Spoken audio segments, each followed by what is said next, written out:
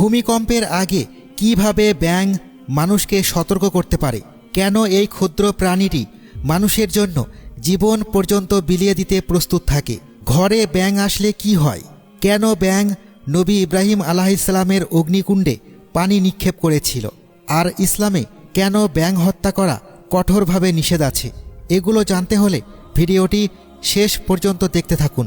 ব্যাঙ প্রকৃতির অন্যতম গুরুত্বপূর্ণ প্রাণী।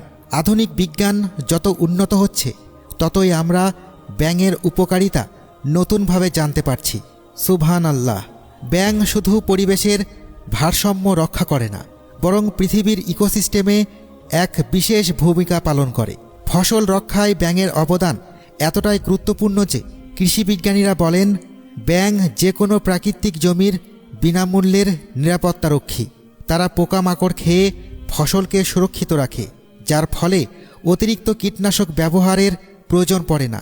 এতে মাটির উর্বর থাকে এবং পরিবেশ দূষণও কমায়। ব্যাঙের আরেকটি বিস্ময়কর ক্ষমতা হল ভূমিকম্প শনাক্ত করা। বিজ্ঞানীরা স্বীকার করেছেন ভূমিকম্পের আগে পৃথিবীর অভ্যন্তরে যে চাপ ও তরঙ্গ তৈরি হয় তা অনেক প্রাণী আগেই অনুভব করতে পারে। ব্যাঙ সেসব প্রাণীর মধ্যে সবচেয়ে সংবেদনশীল। ভূমিকম্প আসার কয়েক ঘন্টা বা কয়েকদিন আগেই তারা অদ্ভুত আচরণ করে, উচ্চ স্বরে ডাকতে থাকে, কখনো হঠাৎ পালিয়ে যায় বা দিক পরিবর্তন করে। জার্মানির এক গবেষণায় দেখা গেছে ভূমিকম্পের 5 দিন আগে একটি বড় পুকুরের সব ব্যাঙ একসাথে পুকুর ছেড়ে শুকনো জায়গায় চলে যায়, অথচ তখন আকাশ পরিষ্কার ছিল, আবহাওয়ায় কোনো পরিবর্তন ছিল না। পরে প্রমাণ হয় সেখানে শক্তিশালী ভূমিকম্প হয়েছিল।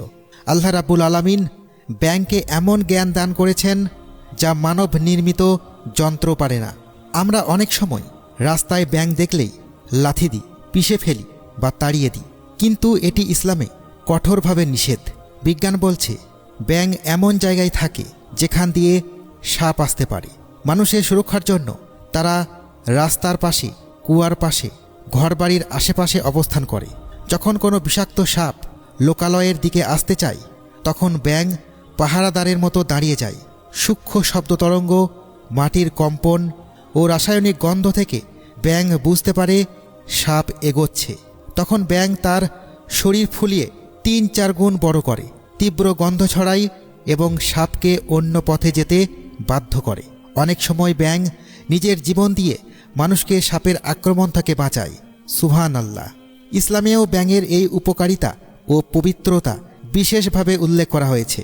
একাধিক হাদিসে এসেছে নবী মুহাম্মদ সাল্লাল্লাহু আলাইহি ওয়াসাল্লাম ব্যাঙ হত্যা করতে নিষেধ করেছেন, কারণ তারা সেই প্রাণী যারা নবী ইব্রাহিম আলাইহিসসালামকে নমরুদের অগ্নিকুণ্ড থেকে রক্ষা করতে চেষ্টা করেছিল।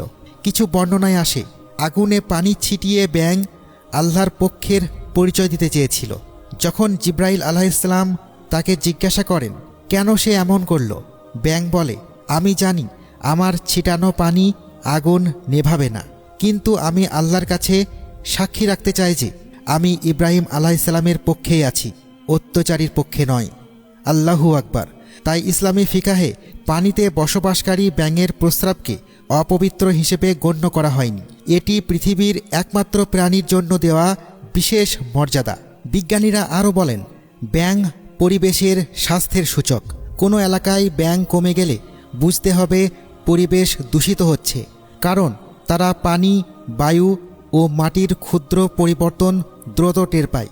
পৃথিবীর প্রায় ৭,২০০ প্রজাতির ব্যাঙ রয়েছে, যাদের অধিকাংশই হুমকির মুখে। ব্যাঙ না থাকলে পৃথিবীর প্রাকৃতিক চক্র ধ্বংস হয়ে যেত।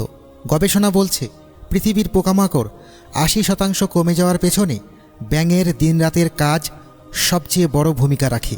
ব্যাঙের আরও কিছু বিস্ময়কর বৈশিষ্ট্য হল ব্যাঙ আলো, কম্পন ও বাতাসের আর্দ্রতা দেখে আবহাওয়া পরিবর্তনের অনুভব করতে পারে।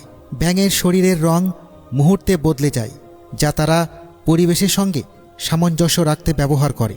ব্যাঙের ত্বকে এমন কিছু রাসায়নিক পদার্থ আছে যা জীবাণুনাশক হিসেবে কাজ করে। বিজ্ঞানীরা এসব রাসায়নিক থেকে অ্যান্টিবায়োটিক তৈরি করছেন। ব্যাঙ কখনো হাঁটে না, তারা লাফায়। এতে তাদের শক্তি কম খরচ হয় এবং শিকারী প্রাণীর আক্রমণ থেকে নিজেদের রক্ষা করতে পারে। সুবহানাল্লাহ। আল্লাহ রাব্বুল আলামিন কত অসাধারণভাবে প্রতিটি প্রাণীকে সৃষ্টি করেছেন। ব্যাঙকে আমরা যতই তুচ্ছ ভাবি, প্রকৃতি ও ধর্ম উভয় দৃষ্টিতেই এটি একটি বিশেষ মর্যাদাপ্রাপ্ত প্রাণী। তারা মানুষের উপকার করে, পরিবেশ রক্ষা করে, ফসল বাঁচায়, সাপের হাত থেকে রক্ষা করে এবং ইতিহাসে নবী ইব্রাহিম আলাইহিসসালামের পাশে দাঁড়িয়েছে। তাই ব্যাঙকে কখনোই ক্ষতি করা উচিত নয়, বরং এই ক্ষুদ্র প্রাণীটির প্রতি আল্লাহর একটি নিদর্শন হিসেবে সম্মান দেখানোই মানুষের দায়িত্ব।